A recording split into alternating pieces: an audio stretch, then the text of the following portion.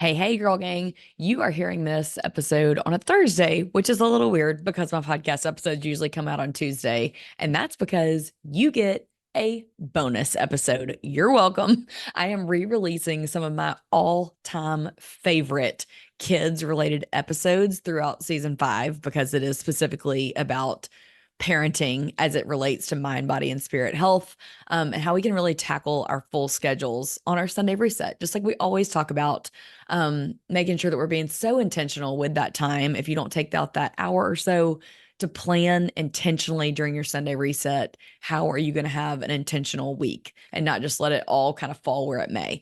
So, anyway, all that said, y'all know that spiel, but I just can't help myself from saying it again. This episode originally aired in either season 1 through 4. So you may hear some information that's not quite current, and you may hear some ads that are out of place. But what is so important to me is that the meat of this episode is one of my very, very favorites that I've ever recorded. So it's something you needed to hear, and I want you to have it here. Thank you so much for listening, and I'm going to tee it up right now. Let's get into it. You guys, I am really, really amped today about today's guest because you guys were so excited about her. In fact, when we first launched the show back in August and I asked for suggestions on who to bring onto the show, so many of you said, "Oh my gosh, do you follow Risen Motherhood? You have to get them on," this, that, and the other. So without further ado, welcome today to Laura Wifler, who is part of Risen Motherhood. Welcome, Laura. Thank you for having me. That was such a kind introduction. I'm just thrilled to be here. Yeah, girl. I'm like, our people already love you, so you can do no wrong here. Good. This is a nice, warm, safe space. I love it. That's right. That's right. So for anybody that maybe for some reason, doesn't know who you are, tell a little bit about your background and your new book. Tell us all the things going on in your life right now. Oh, so fun. Yes. Well, yeah, my name is Laura Wifler, and I am the co-founder and executive director of Risen Motherhood. And if you're not familiar with the ministry, Risen Motherhood is a nonprofit, and basically our whole goal is to help moms connect their faith to their motherhood. So we just want to draw a big line between that Sunday morning sermon to the Monday morning snotty nose. We want to help moms connect those two things. So we do that through podcasts and articles and social media posts and all sorts of stuff. It is just a wonderful time over there, and it's absolutely one of my dream jobs. But then kind of the other half of my life, I am an author and a writer. And so I have the privilege of being able to produce resources for moms and kids and families. And so, as you mentioned, my latest project is a book called Like Me. And it's a book for all families, really, but it focuses in on what it looks like to have a child with special needs in the family. And really, it's designed to help kids understand just the beauty of disabilities and how it doesn't have to be strange or mysterious, but really can be something where they can find sameness with one another and discover friendship. So that's kind of my work. And then outside of that, I have 3 kids. So I thankfully am a mom. Since I'm running Risen Motherhood, I think I should have a couple kids. For sure. Good qualifier. That's right. So I have 3 kiddos, and I live in central Iowa with my husband. And yeah, that's about the one-on-one on Laura Wifler, I guess. I love it. Laura, how long have you been married now? 13 years this summer. Oh my God. Wait, 2008? 2000. When was I married? I was married 2010. Okay. We were married in 13 years? 2008. So we're like right around your time. And I'm always like, how many years has it been? So you just saved me. Thank you. Yeah, you've been married longer than me. That's awesome. Yes. Well, we were college sweethearts. So, Oh, fun. So fun. Eric actually joins me after each guest comes on, and we do a marriage corner is what we call it on the podcast. And so you'll have to listen back to the episode to hear his top take on all the things that we talk about today. I love that. I will definitely do that. Yeah, for sure. So tell us a little bit about your kids. Tell us about who has disabilities. How have you been training your kids? What that looks like when maybe somebody asks them, what's going on with your sister or what have you? Of course. Yeah. So as I mentioned, I have 3 kiddos. They are 10, 8. Oh no, 9, 8. Why am I jumping ahead there? 9, 8, and 5. And it's my youngest who has disabilities. She has a very rare genetic condition. So rare, in fact, that she's actually kind of the only one that doctors know of in the world with what she has. It's So pretty wild. crazy. I know, but there are many people out there actually like her, all with just very unique diagnoses. So it falls under this umbrella called rare chromo that helps to just give families some support. But in general, every child is so unique. And this is the way it is with all disabilities, right? Where you may even be given a spectrum. It may be your child has Down syndrome or autism or anything, but the spectrum is so wide that you really don't know what to predict. So with our daughter, she was diagnosed at 2 months old. So we knew pretty quickly that something different was happening. But over the years, it's just been this unfolding of getting to understand who she is and what she would be able to do and what she would be like. So the disabilities affect her globally. So that just means her whole body, cognitive, physical, occupational therapy, like fine motor skills, all sorts of things. But she is a joy and so much fun. And not everyone can see me, but I'm just smiling thinking about her and just how much joy she has in one tiny little body. So Awesome.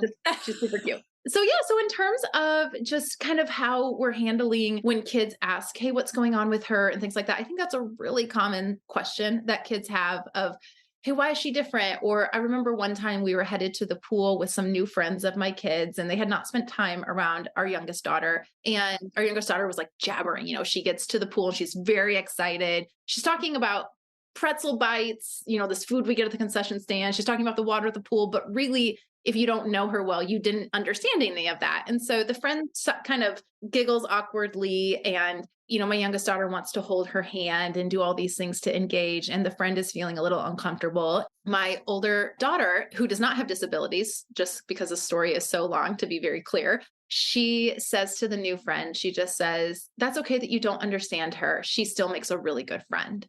And Oh, I love that so much. Wow. I'm like straight to the heart. Ooh, I'm getting teary-eyed just with that. Dang. Oh, I know, it was one of those moments where, I really can't take credit for that, but I want to take credit.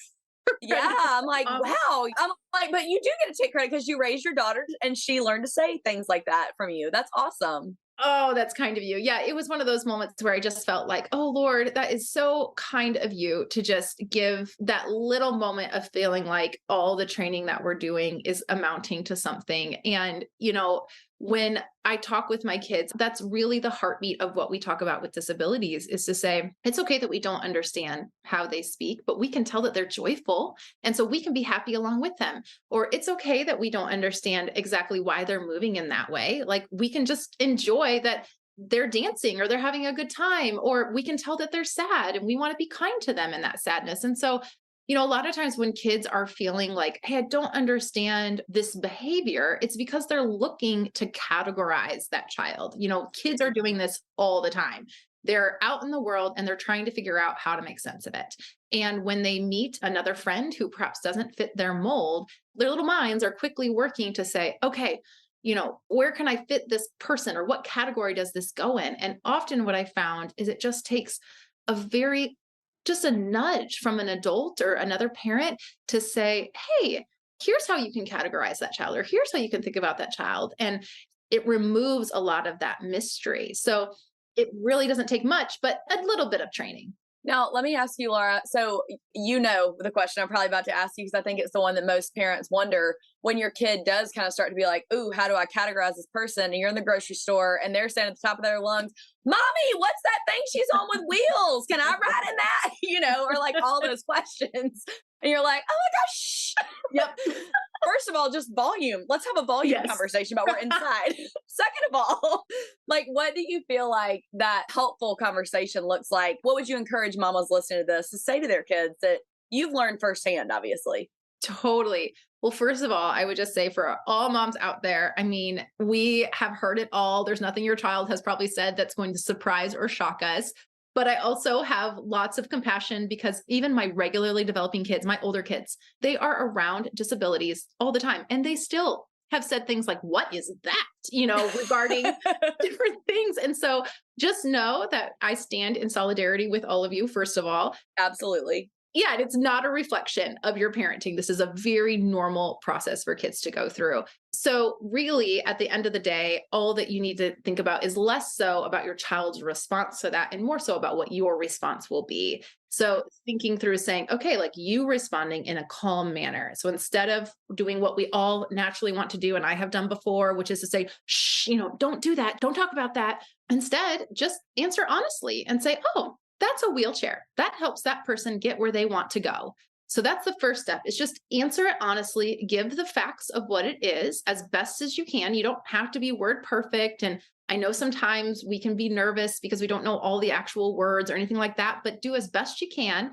And then what I like to encourage parents to do is to move the conversation one step further and show sameness. So again, that child is trying to categorize that wheelchair user in their mind and figure out, what should I think about this? Should this be scary and strange, or is this just, another part of life? And so you can encourage sameness by saying, isn't it so cool that their wheelchair is blue? You love the color blue. I love that. That's so fun. Or, maybe they're wearing like little braces on their legs, and a lot of kids have prints on them like footballs or something, and say, oh, don't you love playing football? Isn't that cool? They must like football too, because that's on their little leg braces or their AFOs. And so we can draw that connection for kids. And when we model an attitude of acceptance and of just peace around those things, kids pick up on that and they're going to reflect that back to you. Yeah, I really love that. And I think that that is such a good lesson for so many different things. Like we're talking about inclusion. I do feel like inclusion is kind of like a hot button topic right now, if you will. So let me ask you this. I kind of feel like with us seeing, so much coming up about inclusion of all different looks, ages, races, stages of life, this, that, and the other. What, I guess, do you feel like in our culture, do you feel like there's such a huge focus on inclusion? What bothers you about how it maybe sometimes doesn't include disabilities as much? And how do you think as a church and as moms, we can help tackle that well? That is a really good question. I'm really glad that you asked that. So, yeah, the inclusion conversation is one that is really interesting. Something to kind of maybe back up with a little bit and lay the groundwork for is that the disability conversation has often followed civil rights. So it has come a little bit behind a lot of the progress that we make in other areas. Oh, interesting. Yeah. So if you look into the history, it's fascinating. But oftentimes those groups, the Black groups, the LGBTQ groups, and the disability groups would actually band together to make progress in these things. And so what we heard a lot about was civil rights, but there were a lot of groups banding together to make progress in a lot of different areas. And so if you look back in the 50s, you're saying? Yes, 50s, 60s, 70s, all of that time. And so disabilities has not received as much awareness of those things, but that's also because it's been, a handful of years behind. And we've made a ton of progress, particularly in the United States, with how we treat the disabled, with the rules and protections and laws that we have around them. But the ADA only came into effect. That's the main American Disabilities Act. That's the main thing that came into effect in 1994. I feel like I'm going to get my number wrong, but it was in the 90s. Hey, look, but you're modeling what you just told parents to do. Get as close as you can to the facts with your kids when you're talking about disabilities, and then nobody's going to fault you for it. That's right. We're going to say it like we know it. You guys can fact check me later. So with that, I think we've made tons of progress, but that's really recent. I know some of your listeners will probably be like, I was born in 1994, and I get that.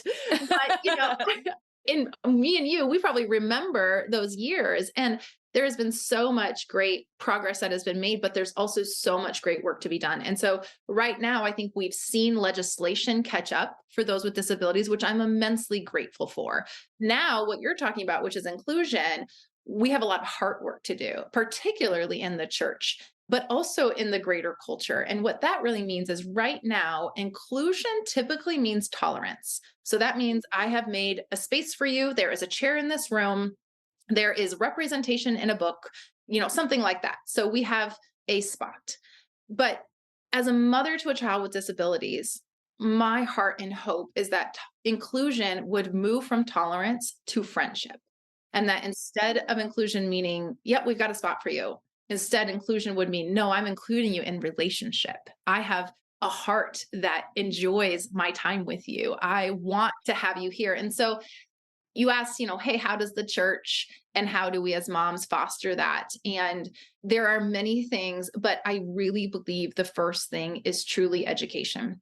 And it's moms slowing down to say, this is an important topic to teach my kids about. It's just as important as teaching them, all the other virtues that we want to teach our kids, all the other history that we want to teach our kids. Disabilities has often been just one of those, well, I don't know anyone with disabilities, or I don't have a personal story with it, so we'll just leave that for later. But the reality is you will encounter people with disabilities, even if you are very sheltered in your home, you'll see someone at a school, or you'll see someone, out at the mall or on the street while you're shopping, whatever it may be. And you want to have preparatory conversations already in play to explain what the Imago Day is, why all people have dignity. We don't want to move with pity. We want to move with compassion that offers dignity. And those are conversations that start in the home. So I'm excited for this next generation because I really believe there's a warmth to saying, okay, we've got all this legislation in place, but what does that really mean person to person? What does that look like? And I think there's a lot of hope to be had. Yeah, absolutely. That's so encouraging, I think, for women, especially Christian women, to hear, because there are so many things we're hearing in the news and in culture right now that are kind of like, whoa, this is a lot to take in. I know. So I'm kind of going to throw you a curveball here, and you can be like, I don't want to answer that, and that's fine. But while we are talking about inclusion and what that looks like, and you talked about, how it's piggybacked off of LGBTQ community and also civil rights, what does that look like for you as a mom, having conversations with your kids in your home right now about, well, that person looks different, and I'm not sure if they're a boy or a girl. I think just as Christian women right now, that is a conversation that I don't think that I would have thought that I would have had to have. I'm a 1985 baby. You're a 95 baby. 85, boo. Oh, 85. I thought you said 95. I apologize. I was like, No. I just got done saying, I'm pretty sure you remember. Okay. No, I'm not highly offended. You're good. I am as old as you think I am. When you told me when you were married that you look young, oh man, I feel like I'm just digging a hole right now. But... Nope. You're great. I got married at 22. So yes. But what does that conversation look like for you with your kids when they say something in the grocery store like, Mom, is that a boy or a girl? How are you tackling that with the foundation of the Bible? There's just a lot of factors at play, I feel like, especially for you. That's a really good question. And, I'm navigating this right alongside all the other moms. And so I probably don't have all the perfect answers. But what I would say is the same conversation that we're talking about with disabilities and saying, hey, that starts in the home. I do think as parents, we have to be proactive in our homes before we ever encounter the world outside. And, my kids haven't personally asked me that exact question of, hey, are they a boy or a girl in front of other people? But I have friends that have had that same situation happen. And I think one of the big things I really try to instill in my children is Imago Day. And, Imago Day just means made in the image of God. And that means all people are made in the image of God. He made them man and he made them woman, and establishing that foundation from a young age. And along with that, so we have sort of the boundaries and the guidelines that God set in place that we want to help our children understand. It is wonderful to be a boy. It's wonderful that God made you a girl. Whatever God decided, that is so good. And so we talk about that a lot in our home. And then on top of that, we often just talk about what does it mean to be made Imago Dei? Well, that means that you are loved by God, that your worth and value is in God. And also every other person on the planet has inherent dignity that doesn't change based on what they do, based on what they look like, based on how they act. And so we want to treat all people with kindness and respect. Yeah. And that's where I think with my kids, and they're at an old enough age too. So again, I want to say, if your child is asking, hey, what is that person? Or how do I categorize that person? That's not necessarily a reflection on your parenting that you're not doing those things. But I think that we can start by helping our kids see, hey, how do we respect other people? And we don't need to comment on those things. We don't need to speak in those loud voices. Or if you have a question, ask me quietly in the car afterwards. And so there are just some things that we can also prepare our kids in for how to love other people well by just showing respect and kindness that we would want to show anyone, regardless of who they are.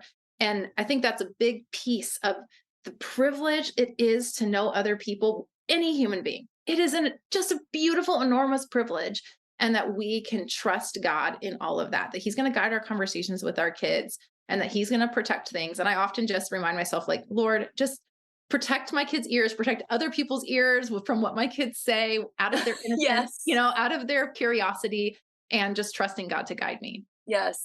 There's so much wisdom you just spoke right there. So I'm like, y'all, woo, so good. We've touched a little bit on the church and what it looks like to have the church help us almost propel this inclusion also, and not just inclusion, but really creating a seat to love them well. Can you talk a little bit about how church and culture at large are focused on noticing and celebrating differences right now? And then you say it's important to focus on the sameness too. And you've touched on that some throughout this conversation, but do you mind just elaborating a little bit more on what that might look like and how it day to day plays out in your life, especially in regards to the church, I guess. Yeah, I think you're right. So there's this beautiful, wonderful conversation going on about differences in the church and how we should celebrate them. And that, this is how we learn and we grow. And that is very true. Having friends who are different from us, it's how we can change our minds on different situations. We open up our worldview, we learn new things. I mean, it is so valuable to have friends who do not look like us, act like us, have the same history or culture as us. But even science would show, so secular science would show that two people become friends not because of differences or in spite of differences. They become friends because they found at least one thing that they are the same in.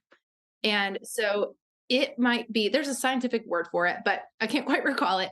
But basically, what it means is that two people, no matter how different they are, at some point they figured out, hey, we like to eat the same kind of food, or we like the same movies, or our moms were kind of similar growing up and we can swap stories. Whatever it is, there's one thing that created that friendship, no matter how different someone looks on paper or on the outside.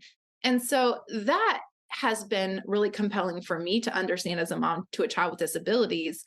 As I think about people who have disabilities, oftentimes it does feel like, well, what do I have in common with them? And how on earth could I make a friendship with them? And that's where, my book, Like Me, comes in, and conversations parents can have with other kids with helping them categorize, where we want to show that there is sameness across all people. And of course, like I mentioned, it starts with being made in the image of God. Like that right there, you have a deep, transcendent connection with every person that you could ever meet on this planet, simply because you were made in the image of God and so were they.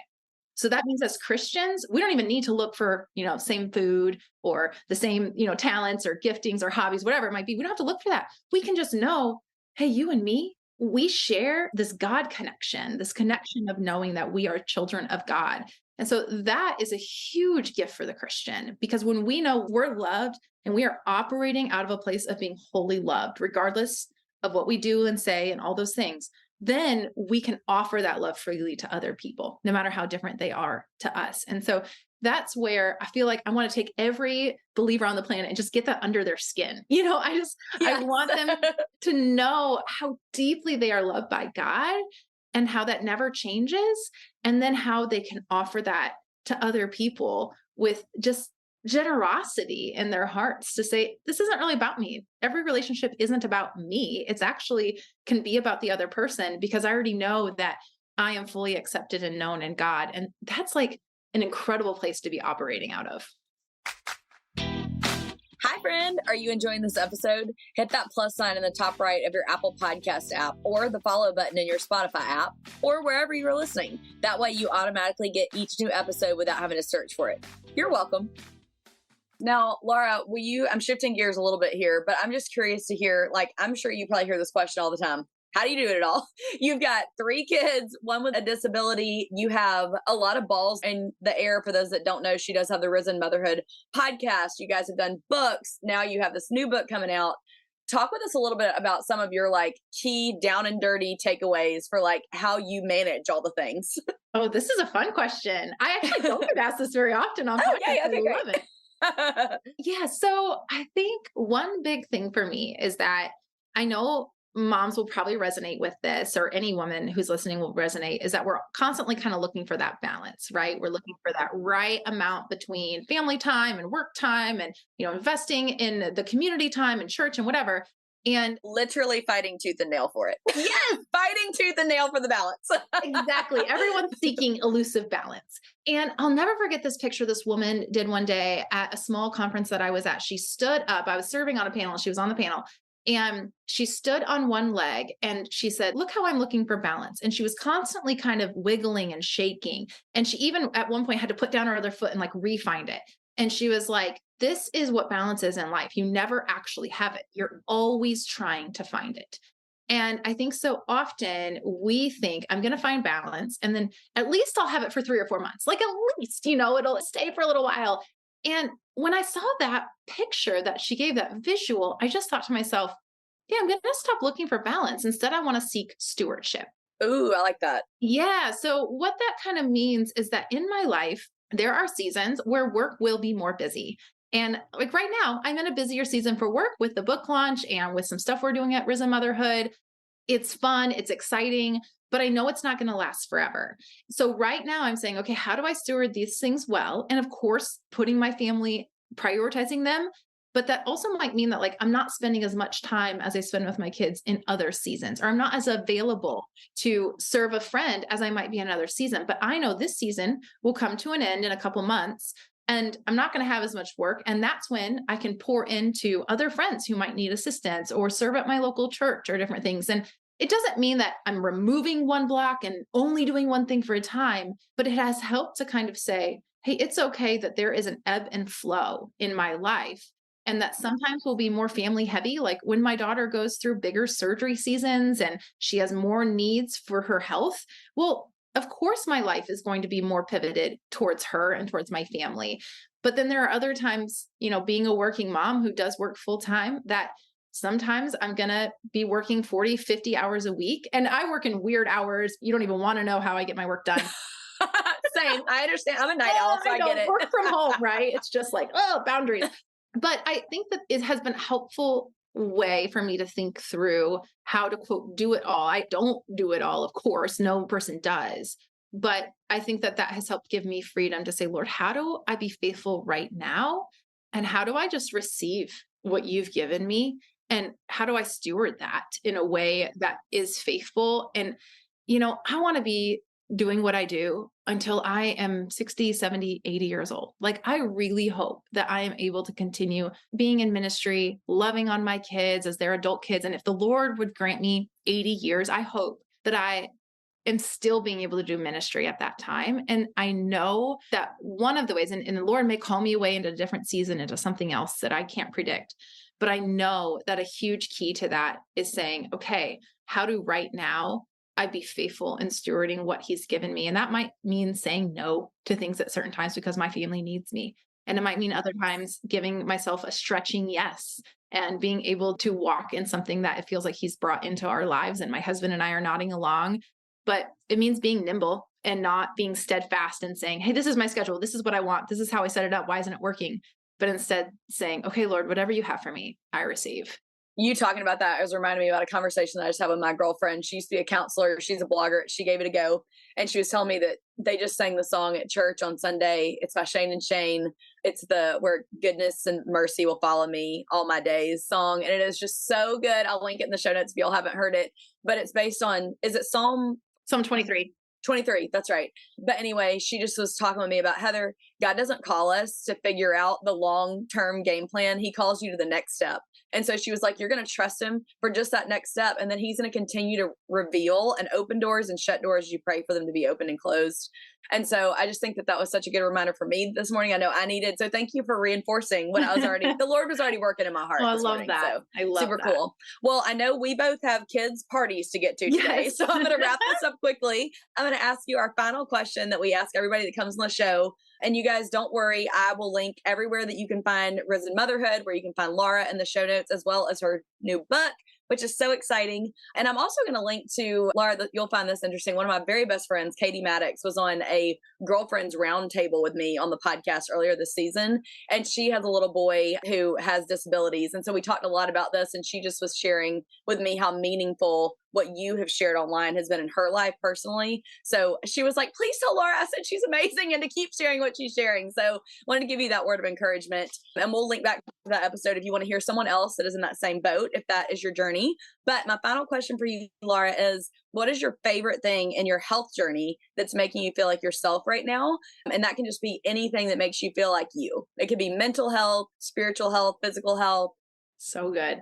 Okay, true confessions. I haven't shared this publicly at all. I joined Orange Theory recently. I have never done group exercise. I'm not even quite certain what you call it, but I've just done kind of home workouts. I have a home gym. I'm really thankful for it. And I'm a self-disciplined person. So I've just worked out at home. But recently, a bunch of my girlfriends here in town were like, we're joining Orange Theory. We're going to get in shape for 23. And I was like, okay, I'll try it out, Yes. And now I'm totally addicted to it. It is so good. It's such a hard workout. I feel like I'm going to sound like an advertisement, and I don't mean to, but I really enjoyed just feeling physically exhausted. And how I first got into exercise was when I was writing the Risen Motherhood book. I had just had my youngest daughter. Things were very stressful in my life. And so I started exercising just by going out on these old gravel roads here in Iowa.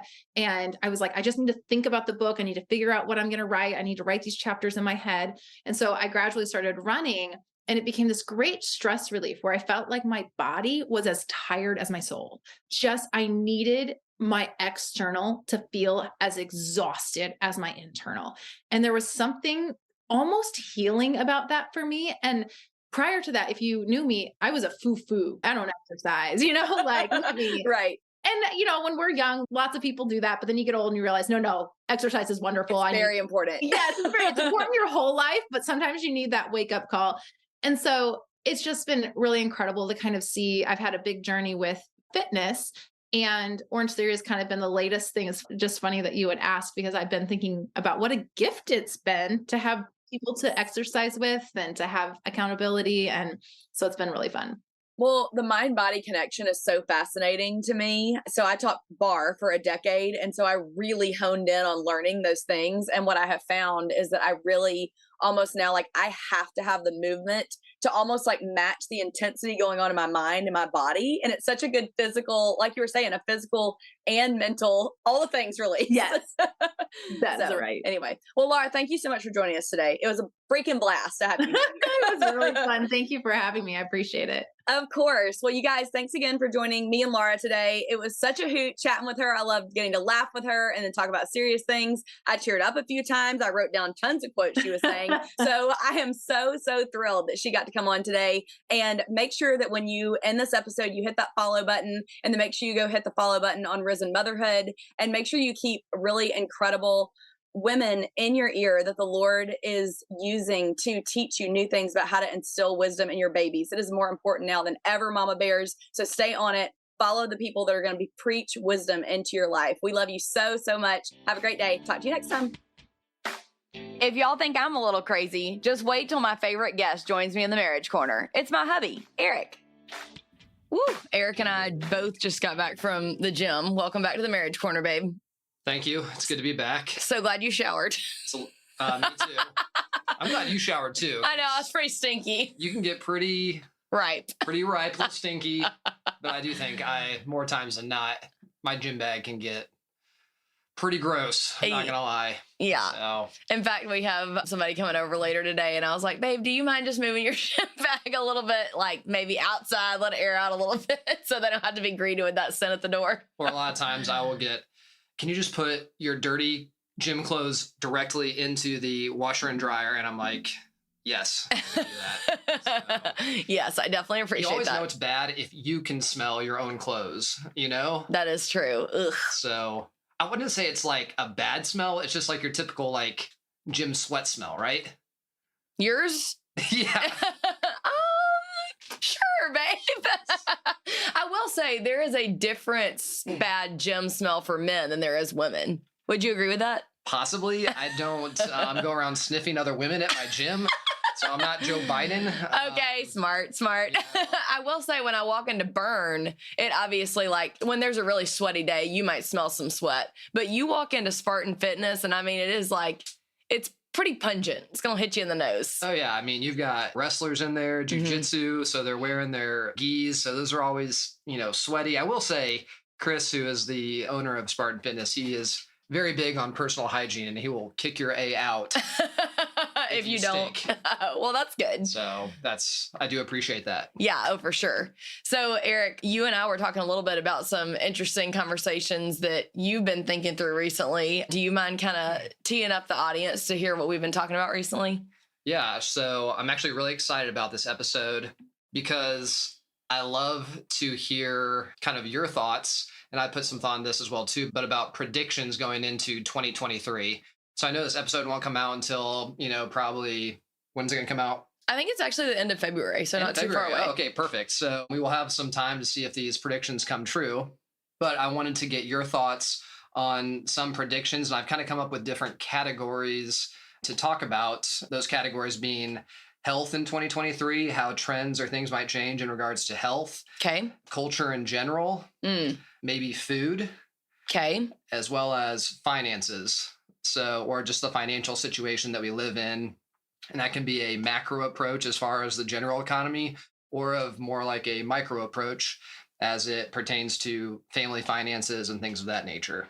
Yes. And just to give our audience, I guess, like a little bit of a taste of what to expect, I feel like my answer is going to be a lot more micro, like what I see with other moms and conversations with friends. And then I would say like fringe media sources that I look at on, social media or websites or Substack or whatever. Whereas I feel like you have a lot better pulse on like what Fox or CBS or like major, I guess, media would be saying about something. Would you agree with that? Yes, I do agree with that. But I think a lot of kind of my predictions come from personal anecdotes of people that I talk to or people that come up to me and ask me questions, whether it's about health or people that know my accounting background. They'll ask me about finances and things of that nature. But yeah, so we'll get to see if these 2023 predictions are accurate. They may be completely wrong. And we would love to hear your feedback. If you think, you think we may be right or we think we may be wrong. And also too, maybe you can talk about 2022, some of the things we talked about that maybe we got right as far as things that we had talked about in 2022. Yeah. I like that. So, all right, I'm going to let you start off and you can pick the category that you want to start off with as far as predictions are concerned. So do you want to start with health? Do you want to talk about culture in general? Do you want to talk about, I guess, food and health could kind of go together, or do you want to talk about finances? Oh, let's start with health. That's like my go-to. So, all right. So do you want to start off with your 2023 prediction as far as health or food is concerned, or where you might see things going? So I will say I have cheated a little bit on this one. Pinterest sets out like this thing of what they like predict coming up for the year. So one of the things that they've talked about is people really getting back into Paleolithic style movements, kind of going back to the basics a little bit. And then also working more into mobility and functionality. So I definitely think that those things are coming back around. And I think also that specifically for women are starting to realize like, okay, health isn't just for like the super athletes. It's really more for everyone. And like, what does that look like for me in my day-to-day life? And I feel like you guys that I'm talking to right now are like kind of my case study for that. I think it's so cool to hear, like you guys have told me, like I listen to you talk on the podcast and I don't want to walk a mile, but you told me like, even if you don't know where to start, just walk a mile so I can hear your voice in my head. So kind of just everyone being more willing to give exercise a go, even if their exercise means walking around the block versus getting in the gym. So I completely agree with that. I think there is going to be kind of more of a pushback to get back to the basics. One of the things that I was kind of thinking about as far as 2023 is concerned, I think as we move forward, people are going to be looking towards the past to see what worked. And also kind of see as far as trends, what has increased in our diet over the past 50 years that has caused, the obesity epidemic to really explode over the past 20, 30 years. And I think a lot of people are becoming much more wise to how much sugar and added sugar is in our foods. You look back into the 1940s and the 1950s, I think I read a study where I can't remember the exact amount, but the average amount of sugar that a US citizen consumed in 1 year about 50 years ago, I want to say was about 2 pounds of sugar for the entire year. Wow. And I think the most recent data shows that the amount of sugar an average American consumes per year is around 50 pounds. Woo! Oh my gosh. I think, there's a lot of reasons, and you can get into the weeds as far as sugarcane and how the subsidies are involved with that and how sugar is being pushed on food producers and then hence onto the consumers. But I really think that people are starting to wise up to how much sugar is added to our foods, how sugar in our diets, it seems that it is also potentiating increase in cancer rates as well. You talk to a lot of people, and I work with different oncologists, a lot of times they'll prescribe whole foods, trying to eliminate as much added sugars as possible because, the belief is that these sugars are just feeding the cancer cells. And I really think there's going to be a pushback as far as added sugar. And I hope people become just more aware of what added sugar does to our bodies. Yes, for sure. And so my mom had a female reproductive organ type of cancer. So she actually has cut back her sugar intake significantly because of that, because her doctor, even, I guess that would have been about 10, 12 years ago at this point, even said at that time that he would like to see her limit her sugar for that reason. But I don't think that that's common knowledge at all. Do you? I think people are becoming more aware of it. I think it's something that's been kept out of the general, I would say zeitgeist or, knowledge of the general public. Sure. And I really think that these low fat foods, things have been branded as low fat for so long, but really all they're doing is adding sugar. It's low fat, but they're adding sugar. Adding sugar to help the taste. And people have been essentially duped into believing, oh, this low fat butter, this low fat sour cream, this low fat whatever, low fat milk. Our parents back in the 40s and 50s, they were drinking whole milk, and you look at the way our parents were or their parents, they were lean. They were, they were eating healthy. They were eating whole foods. And I think as people look more back on the past, they're going to say, they were doing something right. Mm-hmm. And how can we implement that into our lives? Yeah, I definitely agree with that. And I also think that you guys, if I actually did a whole series, I did a sugar challenge on the website a while back. So I'm going to link that in the show notes. But sugar is also disguised as so many different names. And when you're looking at a label, make sure that you're looking for names like sucralose and different things it's a way that they're essentially like duping the public again into thinking there's no added sugar, but yet sucralose is listed, which is another name for sugar. And there's so many names for sugar. It's truly astounding. For sure. So I've got one more prediction as far as health is concerned. And I would say this kind of ties into culture a little bit as well too. But I really think people are going to be more open to alternative medicines in the year of 2023. I think over the past 2 to 3 years, and I know COVID can be a touchy subject, but I really think it's opened a lot of people's eyes to alternative medicine and not just here's a pill to fix all your problems. Now, don't get me wrong. I think there are definitely some medications, being a nurse practitioner, that are very helpful. But I also think over the past 2 to 3 years, people have lost a lot of confidence in these health authorities in our country, whether it's the CDC, the American Pediatric Board of Health, things of these nature that we're pushing, this is going to get a little political. We're pushing masks on people as young as 2 years old. And, just recently in the news, Rochelle Walensky, who is the head of the CDC, recently was in front of Congress, and somebody asked her, can you please explain to us why the US is the only major country that is still recommending masking for 2-year-olds? And, she gave this answer as far as, this is what our data shows. And, they mentioned what's called the Cochrane studies, which is it's a large study looking at numerous randomized controlled trials, which are the gold standard as far as studies are concerned. And it was looking at masking. And basically, there, you can go back and you can look through the study yourself. There are some questions, but numerous amounts of the studies within this study did actually look at COVID. And as far as masking, and the general consensus was that masking did very little to stop the spread of COVID-19. That all goes back to the point of people have lost a lot of trust in our institutions. Mm-hmm. I think this is going to lead to people looking to alternatives as far as health is concerned, whether that's not necessarily Eastern medicine, but just, different thoughts, and really looking more at metabolic health as opposed to just, here's a pill to fix your problem. Let's look at it holistically as far as, and this is what you do as well too, as far as mental health, relational health, physical health, all these things, mobility, like you mentioned, functional mm-hmm. health. Mm-hmm. And I really think people are going to be open to that. And I think that's a good thing. Absolutely. Well, and one thing that I was just listening to recently on a podcast, and it was a guy that actually was diagnosed with cancer, and he ended up like really deep diving into ways to treat cancer naturally. And it was really wild to listen to what he talked about and what he discovered about, just different systems and things that we have in place and how much money is made off of each cancer patient. And I think that is one thing that 2022 taught me, to your point that you have said earlier, is to follow the money. A lot of times I'm finding, okay, if the CDC or the Pediatric Association is recommending this, I'm going to follow the money first. And then I'm going to think more about a root cause. Like that's what Dr. John Archetype, my chiropractor that's been on before, I can link his past episode.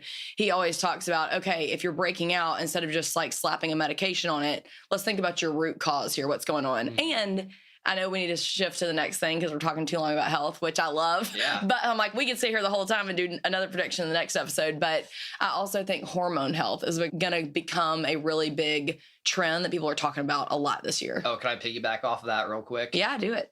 So one of the big things I think as well too, and a lot of the listeners may have heard this or they may be taking this medication, which is fine. You know, we have always said from the beginning that whatever decisions you make for your personal health or your family's health, that's a personal decision for you and your family. And we're never going to judge anybody for that. You know, it's a very personal decision. But I do think one of the trends that there may be some pushback towards is these medications like Ozempic and some of these other medications that are basically for fat loss, but they really affect hormones. And a lot of them are used for their diabetes medications. And oh my gosh, my girlfriends. I mean, this is coming up all the time right now. So people are seeing great results. They're losing a lot of weight with these medications Quickly. But the problem is with these medications is the minute you stop taking these medications, the weight is going to come back. You have to continue taking these medications. Also, too, we don't know the long-term studies of somebody that's not diabetic taking these medications and how that's going to affect your hormones or how you regulate your blood sugars, you know, in the long term. I think this is one of these classic, and I hate to say it because probably some people are using this and they're probably having great effects, but I think it is going to be one of those fads where it's very popular. People are seeing great results. But I think it's just like any fad diet. We've seen them come and go, whether it be the Atkins diet, the Weight Watchers, you know, all of these different fad diets. Really, the only way to lose weight and keep it off is to maintain a healthy diet that is sustainable for you and really form those habits that you can do on a daily basis. You know, all these quick fixes, and it's a multi-billion-dollar industry to come up with these quick fixes. There's going to be some pushback against that in 2023, just as more and more people become skeptical, and in particular as it relates to Ozempic and some of these other medications that people are using. So I actually was really just talking to a pharmacist the other day about Ozempic, and she was just saying, like, my diabetes patients and people not on diabetes are like, aren't you so proud of me? Look at me making these health leaps and bounds. And she was like, I try to have the conversation with them of like, okay, yes, short-term health, like this happened, but what do you think's going to happen the second you stop taking it? And one of the girls in the group that was talking with us said, yeah, my friend quit taking it last week and she's already put on 5 to 10 pounds in a week after getting off it. I mean, it's just, I'm sorry, but health is a long-term game. There's just no ifs. You can't go around the problem. You got to go through the problem. You got to address the root issues. For sure. All right. So I just want to transition because I feel like going from health to culture is a pretty easy transition. And I kind of want to give us a pat on the back as far as, Great. as far as some of our predictions. This probably goes back to like, I would say 2021. And I kind of touched on this a little bit, but as we go through 2023, I think there's going to be, my prediction is there's going to be a lot more pushback in regards to people looking back at some of the policies we had in regards to COVID. Oh, wow. You're really going hard. I'm like, woo, this week we are getting deep, babe. So I getting really, a little ballsy. Yeah. You know, I like a little controversy. I hear ya. So, but I think as we get further and further away from COVID and that whole time in our lives, people are going to start to ask more and more questions about what did we do and how is it going to affect us going forward? And I think specifically as it relates to our children and whether it's the lockdowns as far as the schools were concerned, the remote learning, I think the masking policies for children in schools. I mean, we've already seen there's numerous studies that show the reading levels of children has been decimated as far as their scores are concerned on standardized tests and how much time and how these children are going to be pushed back as far as that learning process is concerned. And I'm sure there's going to be studies done as we move forward to really see those effects. And going back to giving us a little pat on the back, one of our biggest things was the masking policy as far as choosing a school that was not for masking children. And there was a time that the school that we were thinking about putting our children into right before the school year started, they were going to start with the masking policy. And I will give the school that we attend a lot of credit. They asked any parents that had concerns about this policy to come in and actually talk with the superintendent. I give them a ton of credit for that. But I remember sitting down with the superintendent and discussing our concerns. And one of the concerns that I said was, masks, right now, we don't know how effective they are, but I'm more concerned about the mental health as it relates to our children moving forward in this developmental stage. Basically children learning facial cues, learning how to relate to people. These early years are so formative as far as that's concerned. And I think I even used the example of me personally, and I think a lot of people have this same kind of experience. When you're a child, you can become afraid of a lot of things very easily. You become very sick. For me personally, there was a time where I was very sick when I was young, and that stuck with me, and it still sticks with me today. And I still have some anxiety as far as getting severely ill. And I kind of compared that to what kind of effect and mindset instilling masks on children are going to have. Are they always going to be overly concerned about germs? Are they going to be, just all this anxiety that masking is involved with it? And what are the long-term effects? And that was really my main thing. And I think we got to give ourselves a pat on the back, because I do think the data is showing that the masking policies for children was wrong. Completely wrong. And I'm very, very interested to see where that goes. And I hope people look at the data, or what little data there is, showing the effectiveness of masks, especially the masks that they're recommending for children. Yeah. The cloth masks, which do nothing. Well, and I'm going to give you an extra pat on the back. Thanks. Eric said from the very beginning when we started masking, he said, well, in the hospital, we all get properly fitted. And your sister said this too, right? For an N95 mask in the hospital. Yep. That is what is effective. The fact that they're making us basically do this theater of the cloth masks, which we know don't work against things like this, it was just truly, I felt like we were living in this like upside down clown world. It was bizarre to me. Yeah, I think a lot of people felt that. And I think more and more people, even the people that wanted to give everybody the benefit of the doubt with the policies that were being, recommended, even people that I listened to on other podcasts, or people that I talked to on a day-to-day basis, people that were hardcore, always wear your mask, we're all for limiting risk. Even them are starting to come around and just, talking about maybe a little skepticism as it relates to the different therapies that maybe were recommended during this time. And it's just really interesting. I'm starting to see a shift in the way people are viewing a lot of these policies, people that were hardcore that are starting to soften their stance. And I think that's only going to continue throughout 2023. Yeah, I would definitely agree with that. And I also think that it was, and like you said, our thing was we support it. If other people wanted to mask or mask their kids, that was fine. We just wanted the choice to choose for our family what would be best, whether Leighton should mask or not. And that, For sure. That was our main thing. So I want to ask you more of a specific cultural question. I think this is right in your wheelhouse.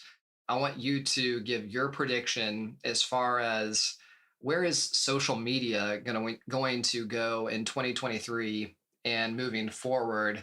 And yeah, I have no idea what you're going to say or how you're going to take this question. I took it in a very specific way, but where do you think social media and the culture of social media is going as 2023 progresses? Yeah, so that's definitely a loaded question for me, but I actually have just seen where, obviously TikTok came out and kind of just like blew everybody's minds with just the way that it functioned compared to other social media sites. And we saw where that made YouTube then not just have YouTube long videos. Now there's YouTube shorts. And now I think that short form video kind of became the thing.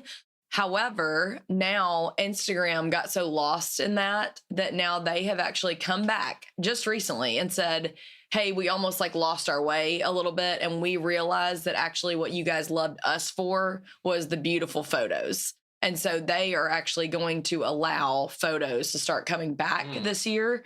So you will start to see more photos in your Instagram feed. And you'll also see more YouTube shorts. You'll see more TikTok style stuff. But my hope is that Instagram will do a great job of encouraging people to, when they do produce reels, that they're more just relatable like TikTok is versus like this beautiful curated. What are you laughing at? What is happening? I think you're giving Instagram a lot of just a lot of credit, or I don't think they're as wholesome or thinking of the general health of the public. No, they're not. I didn't say that. I mean, I just think like, I'm sure they saw their stock going down and like not as many people getting on, and they're like, okay, we need to go back. We lost our way. We need to go back to the photos. I gotcha. I don't think that they have anything morally sound to say on the situation. I hear you. I mean, I don't like Instagram, and because I used to love it because it was the main way that I connected with you guys. It was our community, and I really felt like it did what it was supposed to do back then. Now I get censored if I share too much for too long, if I talk about things that are important to me, like natural health, thinking about things outside of just slapping a Band-Aid on everything, like we were talking about earlier. If I talk too much about my faith, and because of my faith, I want to support, like, speaking out against human trafficking. That's really important to me. So I've gotten a lot of slap on the wrist from Instagram in that way. And so that has been really hard. Mm-hmm. So it's not my favorite anymore. Well, that's very good information for me. So I'm really looking forward to seeing how that prediction comes out, because that's not where I was going with. Yeah, answer it on your social end. media. And don't get me wrong, I am no social media expert like Heather is. But what I found very interesting, this actually just came out yesterday, is that Senator Josh Hawley recently just put forward a bill to basically put an age restriction on TikTok for adolescents. Good. We should.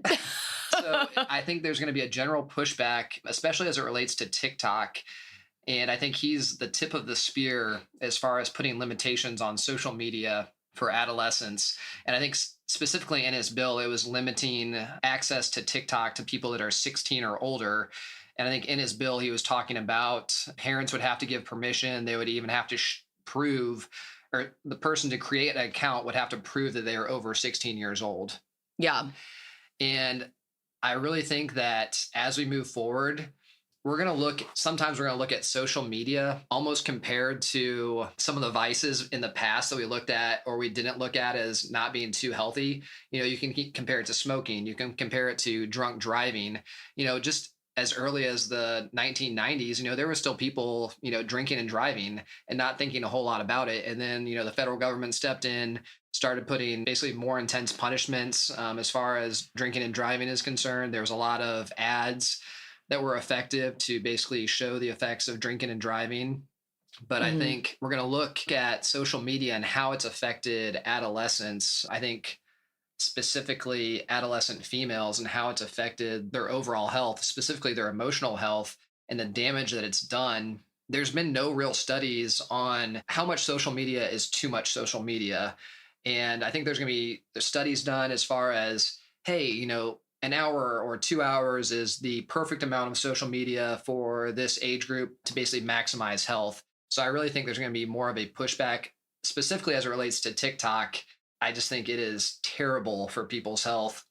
Just that short-term, instant gratification, going from one thing to the next. Mm-hmm.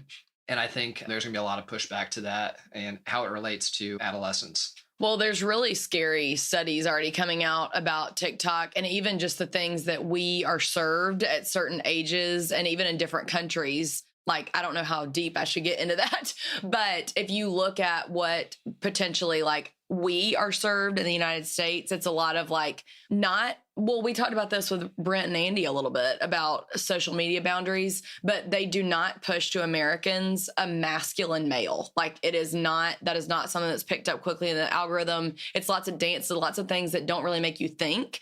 I found this fascinating. There is research coming out that is showing that in China, they're showing strong males, engineers, people that are really incredibly intelligent and glorifying that. Whereas to us, teaching skills, creating habits. Yes. Versus to us, they're glorifying and showing in your algorithm really, frivolous things. Frivolous, worthless, information. Worthless entertainment. Yes. And if you have a kid on TikTok, I beg of you to be aware, put boundaries, don't let them have that phone and TikTok on their phone at night. I cannot, this is like a soapbox of mine. It really freaks me out. And as a content creator that I have to be on it, but I'm not exaggerating. I delete the app off my phone unless I'm posting on there because I don't want to fall into that trap. And I think it would really suck me in. And it is scary what is out there for our kids. Yeah, I completely agree. I think that's a good call to action. All right. So last topic, finances. All right. As in 2023, just quick lightning round. How do you see finances? And you maybe take this more of a micro approach as far as it relates to families, or just real quick, how do you think financially 2023 is going to go? Well, first of all, let's talk about egg prices. It's insane. The grocery stores prices right now are out of control. And I talk with women every day about that with the meal planning ebook that I have. And I can certainly link that down below. But your budget can't be controlled in very many places. You have a fixed car rate, you have fixed home payment rate, you have a fixed mortgage, you have fixed all these things, but you don't have a fixed grocery budget. So I'd highly encourage you to meal plan because that helps you save money and save your health. So that's my little soapbox that I'll now step down from. But groceries have got to come back down soon, right? It's insane. It's interesting you say that because that is one of the anecdotal stories that just a couple different people in the last couple of weeks have made basically that exact same comment. Have been, Eric, one of these food prices is going to come down, and I don't see them coming down anytime soon. There's still too much cash in the overall system, which is, causing inflation. It's not until there will be a correction as far as getting a lot of money out of the system that food prices will normalize. So my quick prediction in 2023 is that cash is going to be king. So if you have cash, try and hold on to cash because I do think there is a correction coming. And the reason why I say that just really briefly, looking at data, I think, during the height of COVID, a lot of people were saving money. They were staying home. They were getting payments. I think the total amount of savings in the US was around $2.1 trillion. The total amount of savings in the US now is around 900 billion. So it's almost been cut in half. So people are really digging into their savings to basically cover the costs of inflation, rising interest rates, things of that nature. And eventually those savings are going to run out. And when people stop spending money, consumer spending is a huge part of the US economy. And when people stop spending money at Target, at all these other stores, on their Amazon products, what happens next? These companies start to pull back jobs. And, then you talk about unemployment. And when people don't have money, that's how you get money out of the system. But unfortunately, the way that prices will normalize is through some kind of economic correction, that's my prediction. It may come true, it may not, but I do think there is going to be some kind of correction in 2023. You're starting to see it in some real estate markets and bigger real estate markets, whether it's Phoenix, LA, some markets in Florida as well too. We'll see. Be responsible with your money. Have that emergency fund for if something bad were to happen. And just be responsible. Yeah, I agree. Planning ahead is something that will always behoove you. I mean, and you're really good at that. And I appreciate that. Eric helps us so much. I don't know anything about saving as far as like that big picture stuff. So I'm really thankful that he's the guy that does that in our relationship for sure. Okay. Well, thank you guys so much for joining us for another episode of the Marriage Corner. We'll see if our predictions are right. Y'all comment down below. Fun. Let us know what you think about them. And then y'all please hit that follow button. It really does mean the world to us. When you follow us, you get notified every time that where we go live. Follow button? So if you're on Apple Podcasts, it's typically in the upper right-hand corner. It's a plus, right? It's a plus. Like an ad. Exactly. Yeah. Yes. And then if you're on Spotify or different platforms, I'm not as familiar with those, but I'm sure you are. So hit that plus button, give us a follow. And then that way you don't have to remember to go searching for us. We'll be right there for you every Tuesday morning. All right. Y'all have a great rest of your day and we'll talk to you later. Hey, if you're loving the show, click that follow button on your podcast app. This will ensure you won't miss a single episode. I'll see you next time.